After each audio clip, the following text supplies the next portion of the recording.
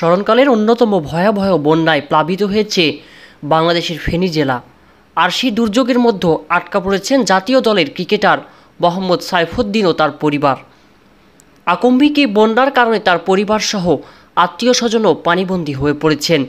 বিদ্যুৎ বিচ্ছিন্ন থাকায় যোগাযোগের মাধ্যমগুলো বন্ধ হয়ে গেছে, যার ফলে ফেনী পুরোপুরি পৃথিবী থেকে এক প্রকার বিচ্ছিন্ন হয়ে গেছে। মোহাম্মদ সাইফুদ্দিন, যাকে ফেনী এক্সপ্রেস নামে ডাকা হয়, নিজের অবস্থার কথা জানানোর জন্য সামাজিক যোগাযোগ মাধ্যম একটি ভিডিও শেয়ার করেছেন। ভিডিওতে তিনি সবার কাছে দোয়া চেয়ে বলেন, পুরো ফেনী শহর, আমি আসলে অনেক চেষ্টার পর কিছুটা মোবাইল চার্জ করতে পারলাম। অনেকে ঢাকা থেকে হয়তো যোগাযোগ করতেছেন, আপনাদের অনেক আত্মীয় স্বজন ফেনীতে আছে, বিভিন্ন উপজেলায়। সত্যি আসলে খুব খারাপ অবস্থা ফেনীতে, ইলেকট্রিক পানি কিছুই নেই। আপনারা একটু চেষ্টা করবেন অনেক কিছু করার জন্য। আর জানি না কতক্ষণ থাকবে, মোবাইলের চার্জ শেষ হয়ে আসতেছে, দোয়া করবেন।